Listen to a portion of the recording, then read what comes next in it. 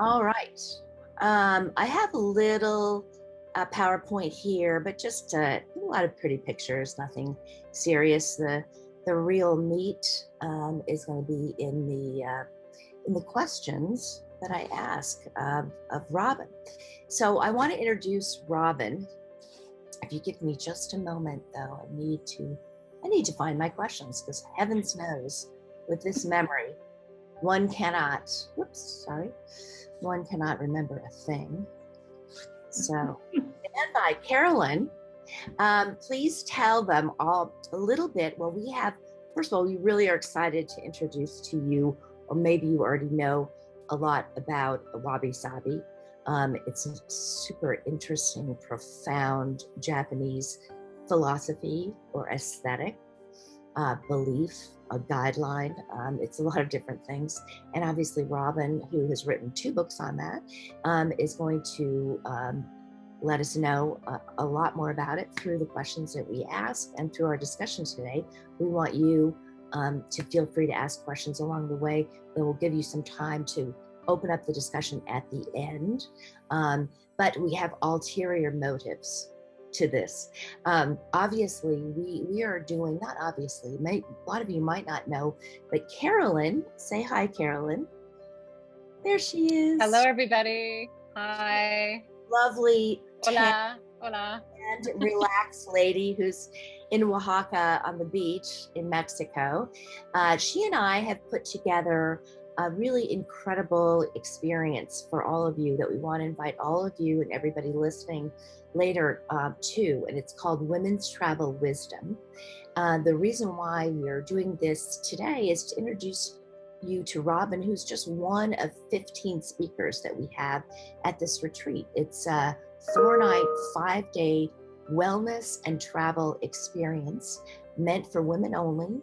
And we want you to learn all about it by going to our website called Women's Travel Wisdom after this event.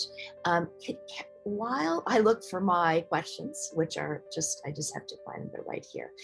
Carolyn, would you tell folks a little bit more about it? And then we'll go ahead and introduce Robyn and get going. Nothing like putting me on the spot, Donnie. Thank you. I love to do that. But it's only because you're so good at doing things, without any pre-thought whatsoever. You can fill. You're just a regular co-host. Okay, well, I will do my best. Hi, everybody, and lovely to see so many familiar faces today. We're coming out of almost a 3-year pandemic, and we think it's really important for women to connect together and heal together. And let's face it, we have a lot of work to do in the world as women, because things aren't going to change without us stepping into our power. So our Women's Travel Wisdom Retreat is really unique. It's not only a combination of wellness techniques, but it's about starting from the inside out. But it's also an opportunity to learn from the wisdom of women who are making change in the world, and are wonderful, incredible, inspirational women like Debbie Phillips and Lung Un and Brenda Holder, Diana Eden, and all of our other speakers, including Donnie and myself. So Lola Akerstrom is another. So we have this incredible slate of women who want to come together, in a circle with all of us and think about how we can make the world better through travel and through our own actions. So that's what Women's Travel Wisdom is. It's something that does not exist. It's a brand new idea. It's a brand new concept.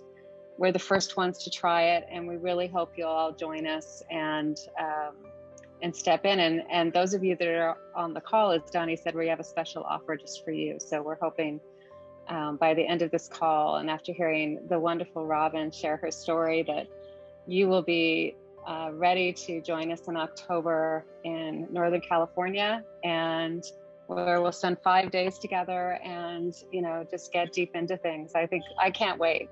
No matter how much we do and how much travel we do, taking time for ourselves is still a problem. And I have to say, here in Mexico, I actually took 2 days off and read books this weekend, which is the first time I've done that in years. And partly because there was a hurricane here and I had no, Wi-Fi or electricity.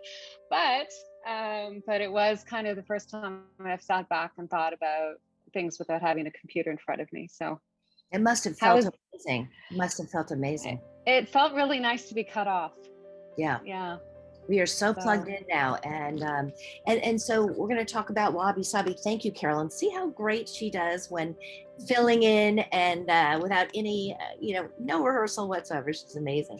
So I want to introduce you to Robyn. Actually, funny thing about Robyn is the reason I know about Wabi-Sabi is because of her book that was given to me, I want to say 15, maybe 17 years ago by Debbie, who's my life coach, and who's also going to be at this retreat. So it all comes full circle. I remember actually reading it in the pool and thinking, this is brilliant. How come I've never heard about this? So Robyn, say hi, Robyn. There she is. Hello.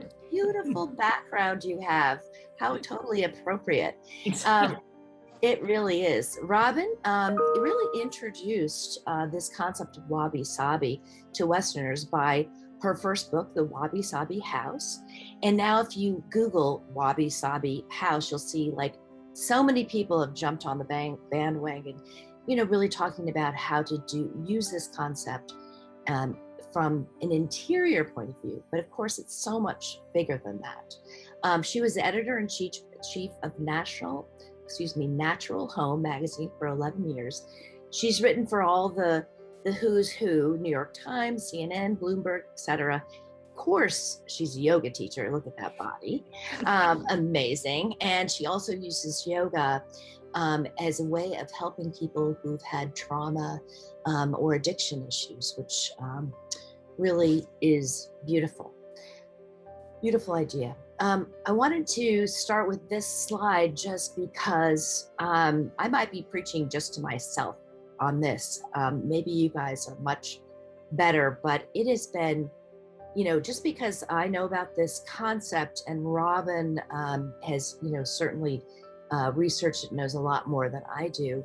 None of us on this call are gurus. And so I think this is a learning moment for all of us. But it does feel like Wabi-Sabi is the antithesis of what our culture is right now, which is all about excess. So Robyn, back to you. When did you first hear this word Wabi-Sabi? So back in the day, and thank you for that great introduction, by the way, and I love that. I love that quote. When I was back in the day, when I was the editor-in-chief of Natural Home, I was in Belfast, Maine, and I was scouting houses to put into Natural Home. And someone took me out to a woman's home named Kate Nadeau, and she had a place called Stone Soup Farm. And it was this just amazing hand-built cottage that she lived in with these spectacular gardens where she grew all her own vegetables. She grew all, had cut flowers that she grew there. And it was just this amazing house and I kept asking her, can I go inside? Can I see the inside of your house? I would love to. And she kept saying, no, this is not a house for a magazine editor. No, I don't, you can't come in. And finally I just said, I have to go to the bathroom. Can I go in, please? And I got her. So she was like, all right. And I went in, and it was my dream house. And it was, and nothing about it. Everything was flea market finds. Everything, her stove was a 1930s stove that was, kind of yellowing enamel, but you could see that she was in the processes. This was in the summer, so she was in the process of doing a whole bunch of canning, and she had just, herbs and flowers were kind of hanging, drying from the eaves, and everything about it. I was just like, oh my gosh, I'm in love. This is amazing. And she was just like, you're a weird magazine editor, and I was like, I am. And and I said, this is it. And I remember she had a rusty grate that she had hanging on the wall as art. And I said, tell me about that. What is that? And she said, oh, that's just Wabi-Sabi. And I was like, wait, what? And that was the first time I heard it. And I was like, Wabi, what? And she said, she gave me the book, which Leonard Cohen's book, Wabi-Sabi for Artists, Poets, Designers, and Philosophers, which is really, it was written in the early 90s. And he was really, I think, the first Westerner to really bring the whole concept and try to explain it to Westerners. And so she gave me that book and I read it on the plane on the way home. And as soon as I got home, I was just like, oh my God, finally found my philosophy. Because, as a magazine editor, you're always running into, different ways of decorating and there's minimalism and there's maximalism and there's feng shui and there's all of this. And none of them ever really resonated with me. I always had this bit of a mishmash of salvaged materials and, artwork that my kids had made and, things like that. And so all of a sudden I was like, wow.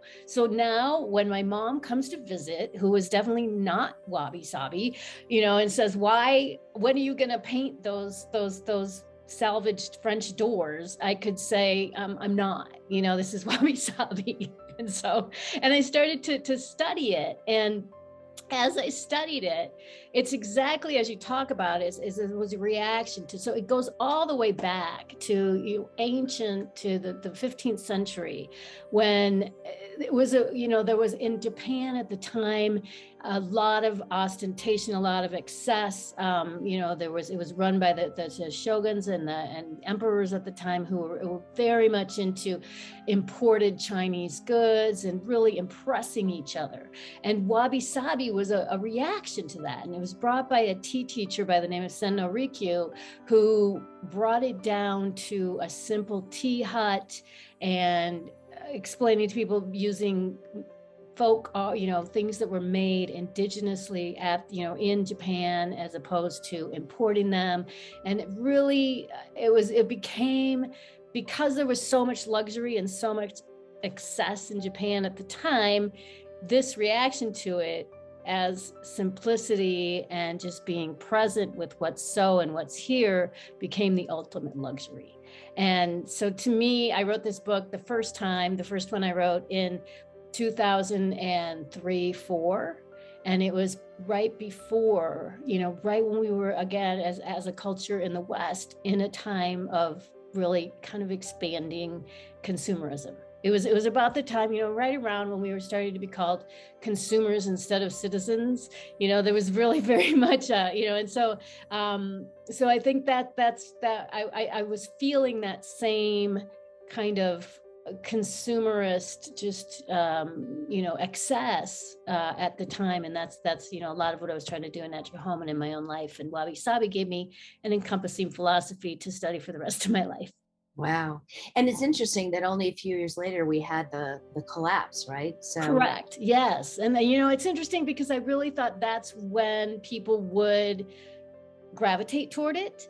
But really, it's more during the times of excess, I think, that people tend to find it. When it really became a thing again was really in about 2018, 2019, when we were back in kind of the boom times again. True. So that book that you quoted, Wabi-Sabi for Poets, Artists, and Designers and Philosophers. It's by Leonard Cohen, Koren. I might be saying this name wrong. And I just want to put that in the chat in case anybody wants to. Yes, it's a wonderful book, and it really is for anybody who, I feel like all of us who have written Wabi-Sabi books for Westerners since have used that as a core. The Bible, so to speak, for correct, yeah, in English anyway. So if you could properly or try to convey the concept of Wabi-Sabi in an elevator speech in 2 sentences, for those of us who don't know anything, how would you explain it? I would say Wabi-Sabi is about appreciating things that are simple and letting go of things that are superficial. So it is really it's about living modestly. It's about living in the moment. And it's about really stripping away things that are unnecessary and learning how to find satisfaction in the present moment and in everyday things. So kind of a key to happiness in a sense. It's in so many ways, it's really not looking outside of ourselves for happiness, but really understand, and not, it's a couple of things. For me, the biggest thing is letting go of expectations. I think, we get so driven by our expectations of how things should be or will be or what we thought they would be. And I find this, so often, and it was so much a thing for me as a magazine editor of a home magazine, of a shelter magazine, because I went into all these beautiful homes all the time. And then I would go home to my own house and it would feel so, just it's not as beautiful as these, or not, not as wonderful. And how come I can't have that? And, it taught me to just appreciate the fact that, first of all, I even have a home. And second, that, the people who live in my home and the moments that happen in my home, that those are what make a happy home, not, the perfect matched set from Pottery Barn or whatever it is that. And so I think it's really, it's that, it's that, and it's generosity. One of the things stemming from tea ceremony is all about hospitality and generosity. One of the things is, one of the things that when you're having tea, when you're doing the ceremony, before you ever drink your tea, you look to the person next to you and you say, forgive me for drinking before you. And it's just always having that understanding of the other person, the other people as the most important thing, more important than anything. It gives you some perspective, doesn't it? It does.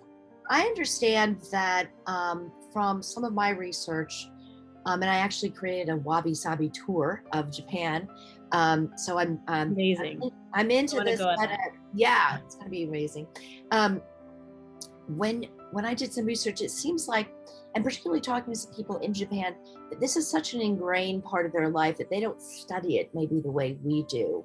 Did you find, when you were researching and writing this, that, basically how do people in Japan versus how do people here who know a lot about it use some of these principles in their daily life? I'm kind of looking for something that we can grab a hold of beyond the philosophy. Agree. And it was people, people were very amused in Japan when I would tell them why I was there and what I was doing, right? And then they would say, this is very difficult even for us to, understand. And it was, because it's such an important part of the culture and how people are. I think there's a couple of things that really struck me when I was in Japan. One, I don't speak any Japanese. I could say arigato, which is amazingly, which means thank you, which amazingly got me through so much. Oh yeah. But I was often lost because it's really hard, as anybody who's gone to a country where, they don't have, our alphabet, to just find street signs or anything. So I was lost all the time. So I would be walking along these alleys and I would just have to walk up to someone and show them on my phone, or my printed out, directions. I'm trying to go to this place.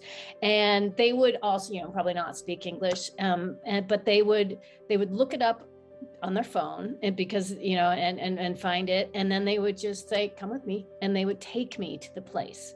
It wasn't like, oh, sorry, I can't, you're right. It was like, I have, I will take you. And they would just, take me to wherever I needed to go and make sure that I got there safely and that I was okay. And that to me was amazing. The other thing I think is how everything was.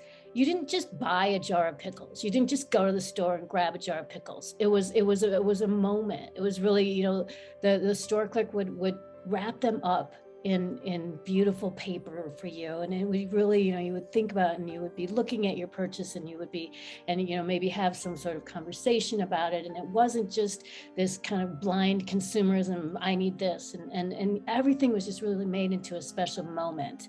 And I think that was an amazing thing. And then The third thing that I always try to do now for people when they come to my house is, you take off your shoes when you go into any place. And so when you take off your shoes, they would turn your shoes around so that they were facing the door, so that when you left again, you didn't have to fumble around and get your shoes. You just slipped right into your shoes. And it's just such a little thing, but it's those little things that make you realize these people appreciate and care about me. They want this to be just easy and nice for me. And it's just these little gestures that make you feel really special. I think, the other thing was a lot of times at meals. I went to lunch with a potter, Shio Kanzaki, who was just amazing, wonderful potter. And we had lunch in his tea house. And before each course, we would stop and we would look at the pottery and we would talk about the pottery and who made it and, admire it and find different things about it. And he would say, every time I find something different in this bowl. And, so it wasn't just like, hey, next course is coming. It was again, that stopping, that reverence, and that appreciation that we just so often in our rush world just don't do. And I think those are some of the lessons I took away that I try to always keep carrying into my daily life. So it seems like a thoughtfulness as well as a observation and appreciation, not only for things inside the home, but of course for nature too.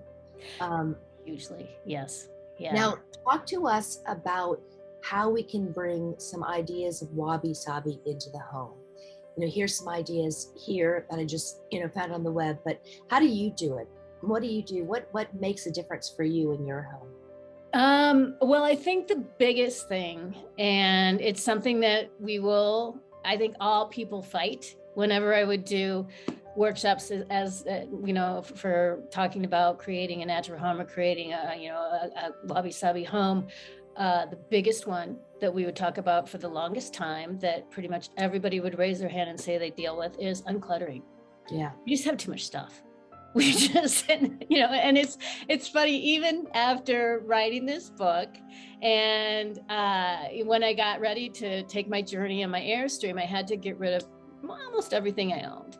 And I still had too much stuff. But I remember I had a storage area under my stairs that I had basically anything that I couldn't find a place for in my home, I would, throw things in there. And I remember just, for weeks pulling stuff out of there. And my friends will say, where did you have all this stuff? But we're collectors. We all have a little bit of the hoarder in us. And even after writing this book and knowing and having workshops about it and teaching people how to unclutter, I still have way too much stuff.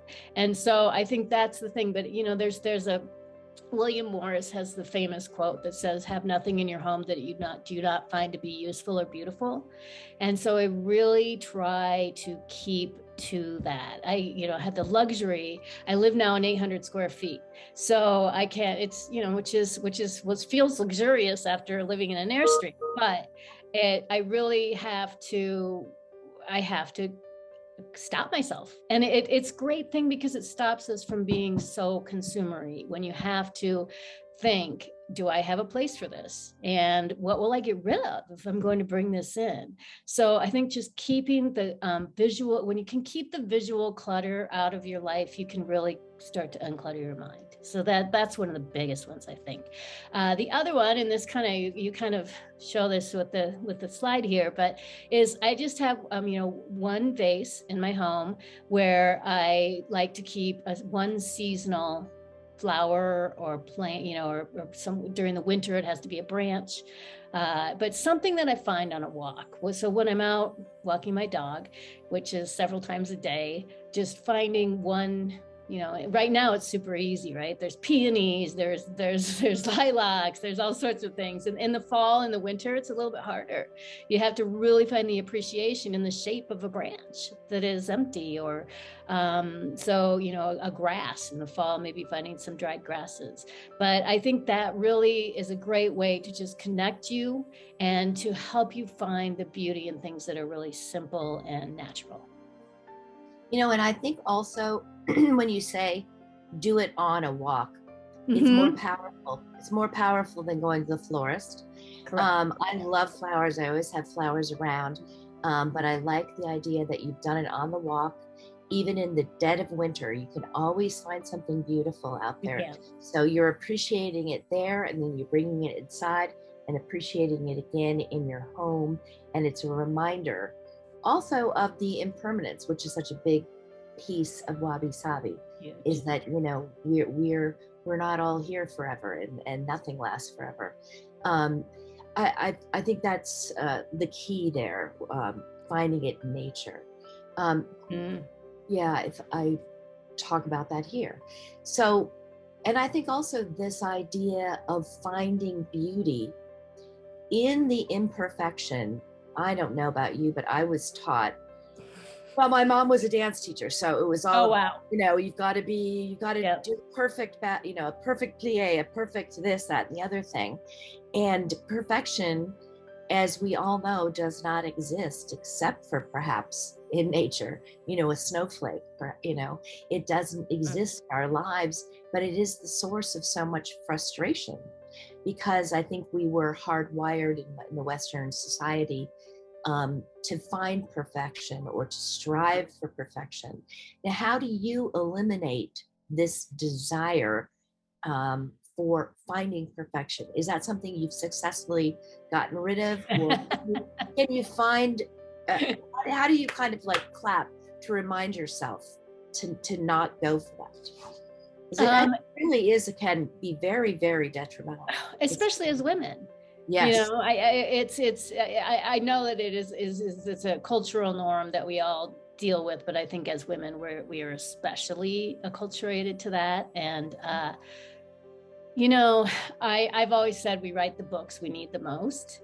So this is something that I struggle with all the time. I struggled with it before this call. You know, am I prepared enough? You know, I wrote 2 books on this. Like I probably am, but you know, I should probably do more. I every day I have to remind myself that, you know, no one loves me because I'm perfect.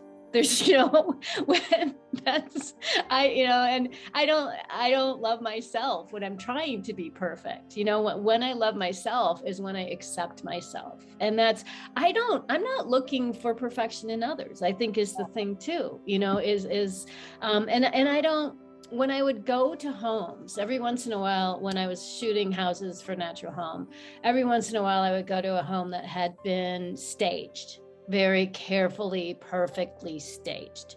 And nothing about that home ever resonated for me or made me feel like, oh my gosh, I love this. I want to hang out here. I want to, and so there's a great story. Sendo Rikyu, who again was the tea master who brought the Wabi-Sabi tea, Wabi tea to Japan in the beginning. He had been asked to create a garden for the emperor. And so he spent, you know, forever and ever just making this perfect garden, creating this amazing, you know, absolutely wonderful. Everything looked, you know, and he looked it over and everything was perfect. And so he went and he shook a cherry tree so that some of the blossoms would fall down onto the path. And he said, okay, now it is perfect, right? Because anything that is too perfect, it doesn't resonate with us because we're not. So that's what I just have to remind myself. I have to remind myself every single day that's what it is. It's acceptance, not perfection. And you know, and acceptance encompasses forgiveness, which I think it's so important. Not only to forgive other people, but forgive ourselves. Yes, for not being that's the first one. I think. First, the second, and the third. And if you get that one down, then you can forgive, you know, almost anything. But that's what acceptance is, right? Yes. So I saw this, and Oh, I thought nice. it's a great way to describe this. Mm-hmm. You know, so wabi and sabi meaning two different things, and then put together, it's this sense of naturalness, tranquility, simplicity. Mm-hmm. You know, any other clues for us to take back after this moment that we're all talking?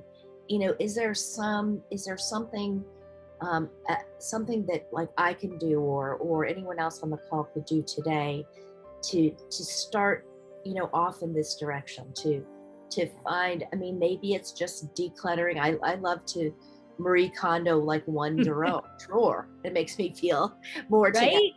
Well, you and know. that is the yes. I mean, and I think that's the thing about decluttering is it has to be that way. It start with one drawer, one cupboard, maybe a closet. But if you're like, oh my God, my house is so cluttered, I have to do the whole thing. You're never going to do it because it's overwhelming. It's overwhelming.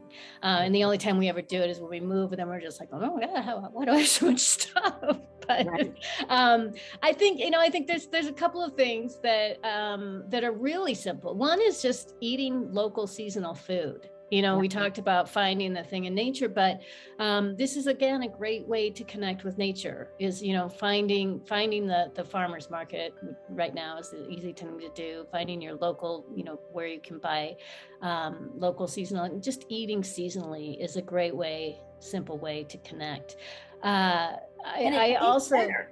It What? tastes And eat better, for sure. For sure. I mean, so much better. Yeah. So much better for you.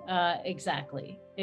You know, just being able to stay away from processed food in general. But one of the things, and Thich Nhat Hanh talks about this a lot, is washing the dishes by hand. And you don't have to do it every time. I know, you know, it's really hard to do that. I learned the beauty of that when I was living in my Airstream and no longer had a dishwasher. And suddenly it became, you can turn it into a meditation.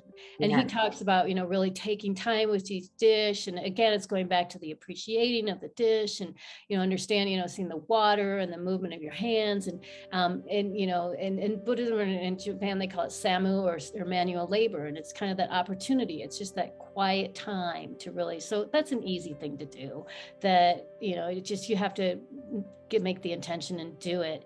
I think another thing that we don't do anymore, and it's really hard to find, you know, even repair people, is spending as much time maintaining and repairing the things you have as you do buying new. You know, we've become such a throwaway society. And I feel like we might be moving away from this just as inflation makes it harder to do. But for such a long time, things have been pretty cheap. It's been pretty easy to just hop on Amazon and buy a new one and, you know, throw away. And so I think that really understanding that I'm going to buy this thing and I want it to last forever. And so if it's something happens to it, I'm going to repair it, as opposed to just getting a new one, is kind of is a big one.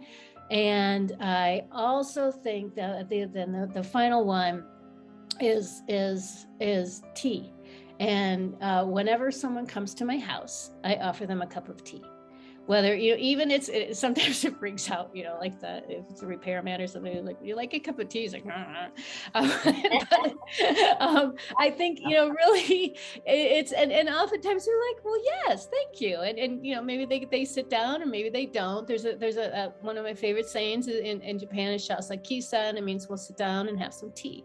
And oftentimes my daughter and I did this after she came home from school every day. And then we started to do it. Her name is Cree. And so her friends started all joining us. It was called Cree Tea, and everybody would come. And it was just a great way for everybody to just kind of decompress after the day and hang out together and have little conversations. And there was no pressure to it or anything. It was just tea. And then after the tea, you go about your day and do what you need to do. But having that moment. So if no one comes by, I will just stop in the afternoon, and it's not a formal meditation. It's just having a cup of tea. And so there's I think it's taking the pressure. Sometimes formal meditation can be really overwhelming. Yeah.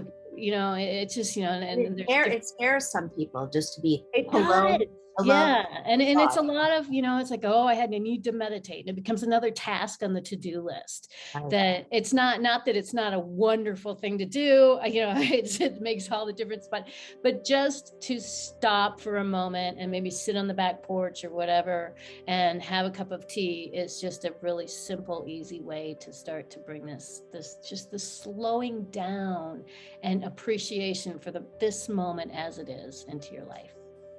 It's absolutely true. What you said, particularly about washing dishes. I learned that actually also with Thich Nhat Hanh at his center in Plum Village in France. And everybody there, it taught me basically how to turn a chore, which is what we think of as doing dishes, into a meditation. And it's really just about, the word of the hour of the decade is mindfulness, and probably we're all getting sick of hearing it, but mindfulness really just means being here now and not having those thoughts take you away. And it actually, even if you're putting the dishes in the dishwasher, I've had some of my best moments just cleaning up after a dinner party. You connected with all these people or just with your family, and then you've had that moment of quiet, of putting everything back in a proper way. And that's as much Wabi-Sabi as anything else that we're talking about. And especially, of course, tea. I want to get to these 7 principles of Wabi-Sabi, but before that, you've heard Robyn mention a couple of times, and we really want to hear about it. She took off, I think a lot of women particularly, and probably tons of guys too, have this fantasy of like packing it up in a trailer and going off, and having this amazing adventure. And, Wabi-Sabi is about loving the imperfect. So on that note, tell us about your 1 or was it 2 years of traveling in an RV and the trials and tribulations therefore. Well, talk about nothing being as expected. Absolutely. This was my lifelong dream. It was something ever since I saw an Airstream on the road when I was 7 years old. I had wanted to, I was like, someday I'm going to do that. Someday I'm going to live in one of those things. And to me, it just seemed like the ultimate, because you have your home, but you're on the road. And these are my 2 favorite things are home and travel. So it seemed like it was going to be amazing. My first mistake was buying too big of an Airstream.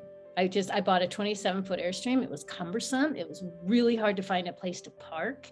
And so I was constantly, I had this vision of myself driving around and then, I like this place. I think I'll stop for the night. And that's not the way the world is anymore for RVers. There's no, parking's hard. It's hard to find a place to stop and park. You need to make reservations months in advance. I needed hookups. I didn't have solar panels. So I needed to find places where I could hook up for water and power. So it was not the kind of freedom loving journey that I expected it to be.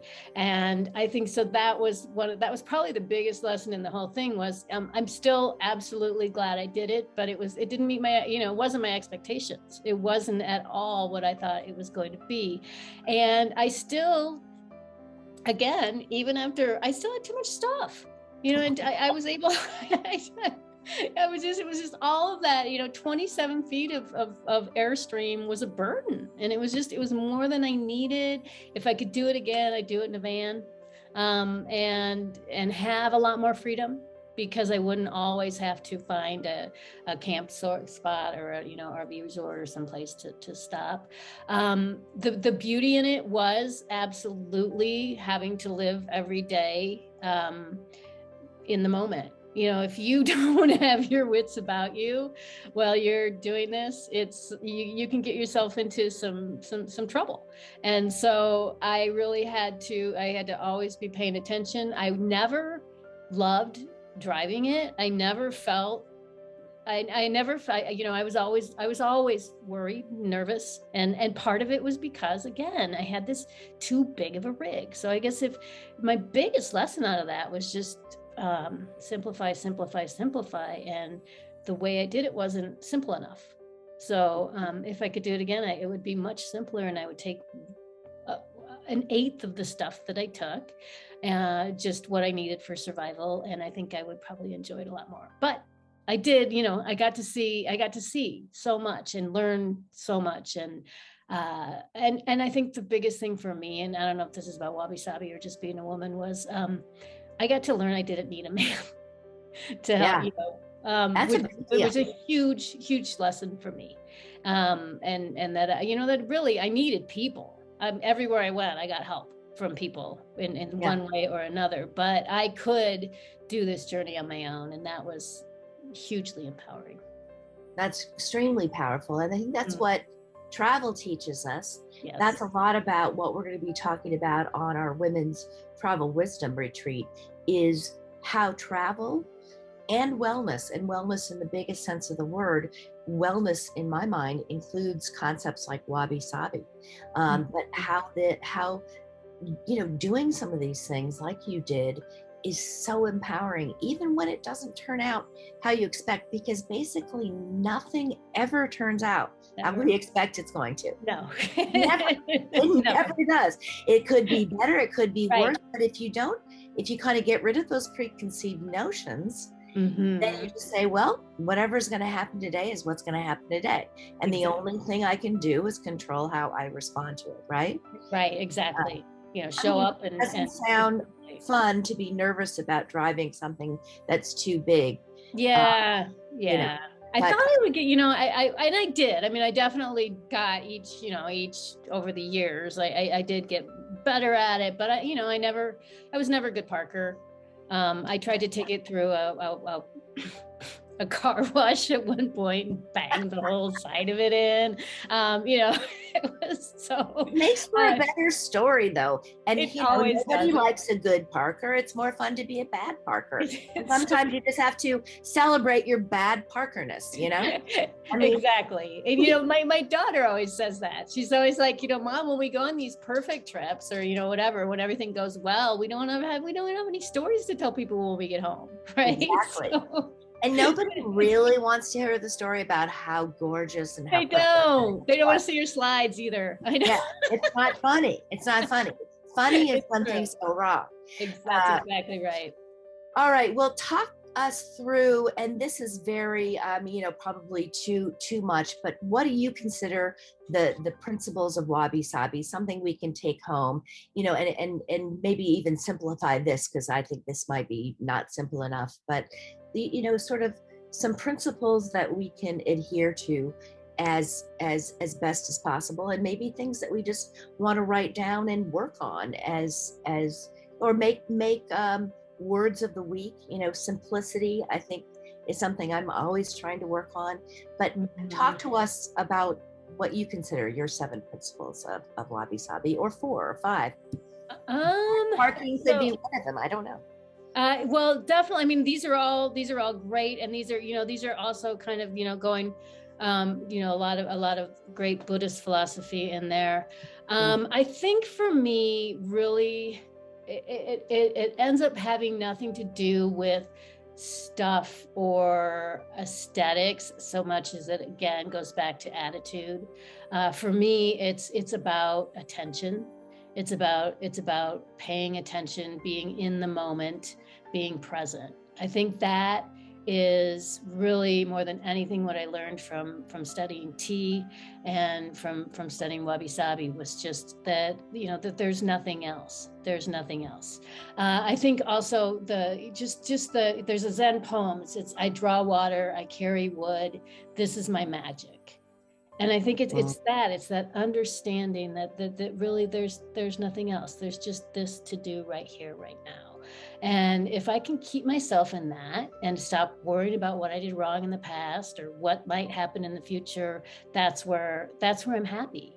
And so I think that's one of the biggest. And the other is just the generosity. And I talked about it a little bit with, how people would walk me to my destination, and how they would turn. And I think that always thinking of others. In tea, there are 7 rules of tea, and I think that these are if you take these and apply them to your life, it's pretty much everything you need. And one is arrange the flowers as they are in the field. And I think that's really about not trying to make things different than they are, including ourselves. The second is lay the charcoal so it boils the water. Simple. The third, create a cool feeling in summer. The fourth is make sure the guests are warm in winter. Again, very simple, but just connecting with what's so. Be sure everything is ready ahead of time and do not fall behind is a great one, because it's about being prepared but not expecting, right? Just you need to be ready. And these were ones that especially when I was on the road, be prepared for rain even when it is not raining, which that was such a good one for me to always remember on the road, because it is, kind of you want to be prepared, but you don't have to over prepare. You just want to be prepared for the rain if it comes. And then the last one, which is to me the most important one, is always be mindful of the guests. They're your first, your last, and your everything. And that again is about the generosity and the attention. So for me, it's really being present for myself and for others is the hugest lesson I take away from this. And it's funny because that's evolved, right? I wrote the first books, the only two books I wrote about it were about Wabi-Sabi in the home. But it really was more of the home as a manifestation of these principles, which are, you don't have to live in a home to live them. No. That's beautiful. I love the 7 principles of tea. It's just there it is. There it is. Yeah. Perfect. And it's a bow tie as well. Yeah. I thought this was sweet. It says, let me just, a couple of cute little things. Wabi-Sabi is an elegant philosophy that denotes a more connected way of living. And you've talked about that. A lifestyle where we are deeply connected to nature and thus better helps us to connect to our truest inner selves. They're actually subscribing walks in the woods or walks in nature. Psychologists are, for kids that are anxious, for parents that are anxious, for non-parents that are anxious. Anxiety is something that we're all dealing with all the time, but you can't be anxious if you're in the moment, as you were just talking about. I mean, really, because there's nothing to worry about, because right now we're just boiling the tea, and then we're going to pour the tea, and then we're going to drink it. Yes, exactly. No room for worry there. And this is also loving the imperfect, since you can barely read that slide, but this was beautiful. Nothing is permanent. Nothing is finished. Nothing is perfect. So I also just want to end on this. And also I want to mainly ask people if they have any questions. But before that, I want you all to hopefully join us, consider joining us. If you're a woman, if you find this topic interesting, we've got 14 other incredible speakers at our retreat up in Northern California. It's at an absolutely stunning retreat location with hundreds of acres where you can walk on your own. We'll also be doing walking meditation with others, the kind that I learned from Thich Nhat Hanh, who she mentioned. So we'll be doing that. We'll be doing meditation. We'll be doing, we're actually going to do an indigenous tea ceremony with a lady who's from a tribe up in Canada. Oh, I can't wait. Yes, I know. I'm really excited about that. But right now we're offering you $500 off if you use the hashtag Wabi-Sabi over the next 8 days. 8 is a lucky number. So use that code if you want to sign up. If you just want to learn more, info at Women's Travel Wisdom is, I get so used to writing that. That's my company. But it's info at womenstravelwisdom.com, or just go to the website and check it out and see if it appeals to you. We are looking for people who are seeking to travel deeper, seeking to find more simplicity in their lives, seeking to understand some of these principles and bring them into their lives, such that Robyn has spoken about today. So does anyone have any questions? I'm going to go ahead and stop the share.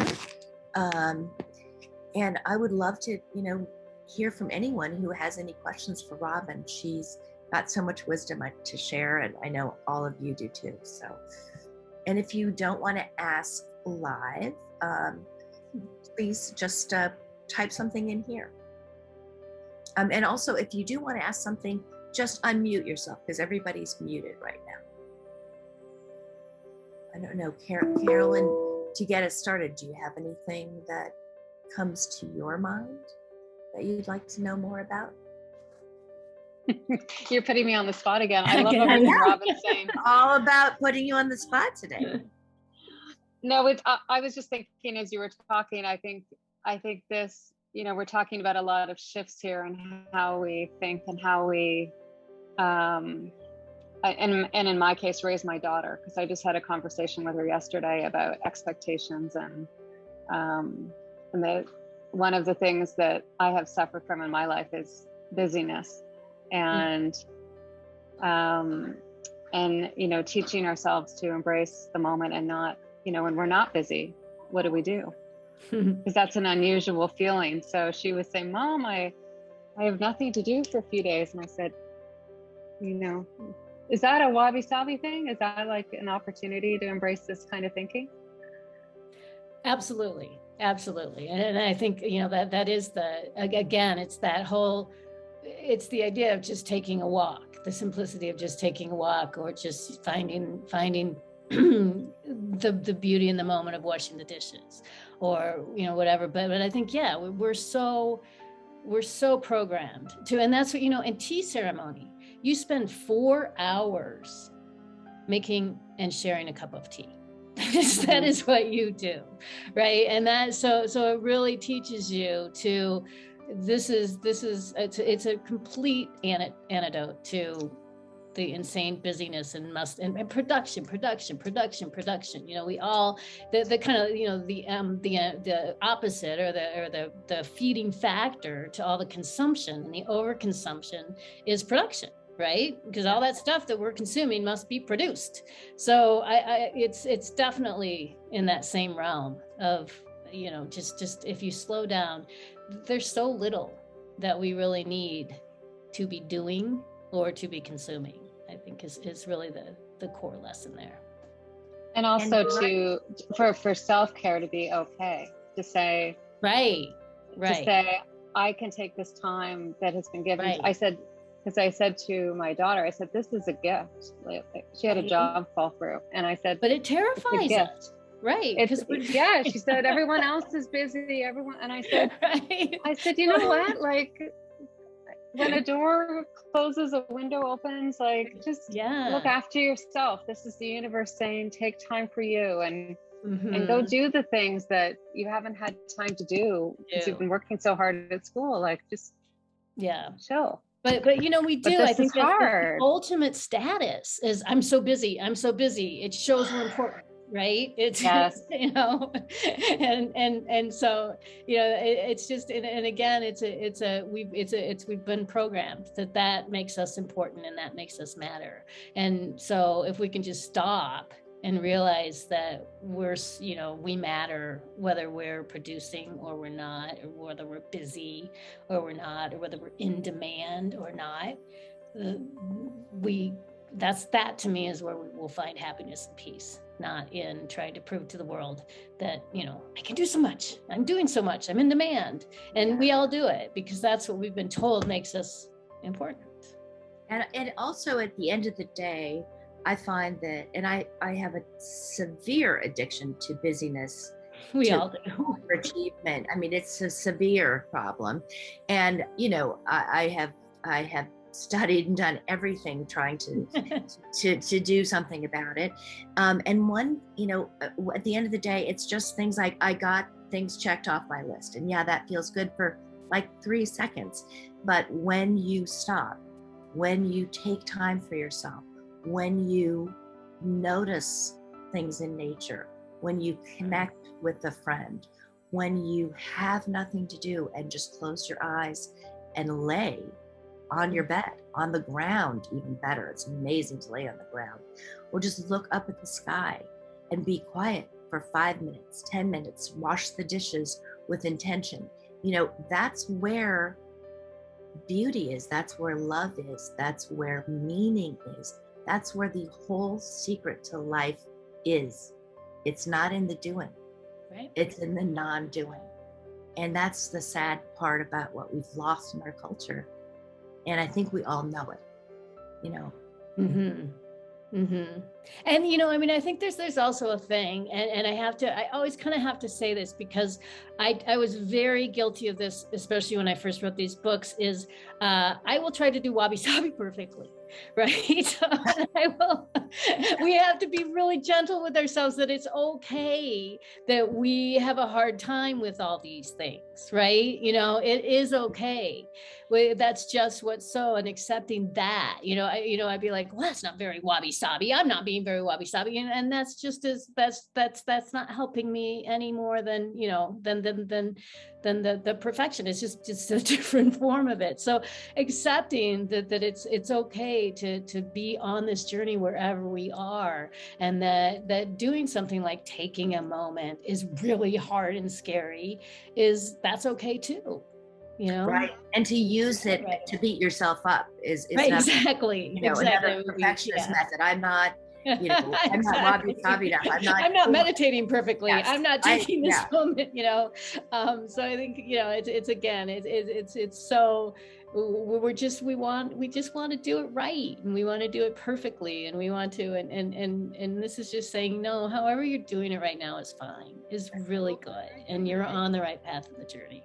It's a practice. Yes. And do a little bit at a time, even just attending this, you can check off your Wabi-Sabi for the day. Hopefully you won't check it off. It'll just open a new door. Carolyn mentions, and I think it's, yes. Sorry, Donnie. Grace has a question there. Please ask Grace. Yeah, because while I totally appreciate what you're all saying, I would say it takes this whole issue of doing less and taking more time looks really different to me now, being unable because of my own limitations, hitting my advanced stage that snuck up on me, and COVID. So, although this could have been a 2-year retreat of intense meditation and practice, it's not been. And the whole idea of taking doing nothing because of the outside circumstances is a different feeling. And I'd love to know what you have to say about it. I mean, I'm heaping enough blame and shame on myself for not being a good practitioner. I mean, we all have that. But the sense of the external forcing this. So you feel, let me just rephrase that into sort of a question, I think, for Robyn, is that seems to me you feel that you were forced to do nothing against your will because of COVID and physical circumstances, which is different than choosing it, correct? Yeah, and then that doesn't feel good, or at least right now that doesn't feel good. Well, and the thing is, I know very well I could have chosen to have it doesn't have to be external. I don't have to, as a practitioner, I don't have to make it external. But where I am at the moment is it feels external. Right. And I'd like to know the Wabi-Sabi take on that. How does she turn that around? It really probably in her own head. Well, and it's always in, turning it around in our own head, I would say. One of the things is the understanding, and we didn't talk as much about this, but the impermanence, right? Is, understanding that all of this is impermanent, every single moment. COVID, what's happened to us is impermanent. Our physical bodies are impermanent, right? And so, the Sabi piece of this, Sabi is basically the impermanent part in the finding beauty in things that are aged, and, and understanding that this is just accepting the natural order of things, right? That we're not going to ever, nature, things are born, they live, they die, they, they decay and they return. It's a natural cycle. So really it's not it's just an acceptance of that as a natural cycle. And we may be, so if you're feeling unhappy about the way it is right now, or if you're feeling happy about the way that it is right now, it's going to change. It will change. That is the one thing we know, that and that we will die, right? Those are the two, things that, and so it's not I'm not doing well for, taking this on, or I hate the external circumstances. You can, that's okay. They're not going to last forever. And that's the, for me, the kind of peace that comes from Wabi-Sabi. Yeah. It is what it is, and it will change. Exactly. That's a guarantee. Perfect. That was a great way of saying it, Donnie. On a closing note, and Carolyn mentions this, Carolyn and I are hosting another webinar with some other amazing speakers from our Women's Travel Wisdom Retreat. It's on June 22nd. It's about practicing self-care for travel. It's about energy. It's about sleep. It's about menopause. We've got some health coaches and other amazing people on that. And you will find it on I think you have it on your Facebook page. It's also here. The link to the JourneyWoman link is right here in the chat, and we'll send a follow-up email and put some of those links in. But I just want to thank Robyn for sharing her wisdom. Please come and join us at Women's Travel Wisdom if you want to hear more from Robyn and other amazing people like her. We really want to bring like-minded folks together and heal. We're kind of coming out of this really a worldwide trauma, and it is time, I think, as women, that we unite, heal ourselves, heal the world, find our wisdom from one another, with one another. Robyn, thank you so much. Carolyn, thank you for filling in so beautifully whenever I asked, and for brilliant questions. I appreciate those too. So thank you to everyone, and hope to see you in October. Thank you, everybody. This was really fun. Oh, great. You're amazing. Thanks so much. Thanks, Robyn. Thank you. Thanks, Donnie. Thank you, guys.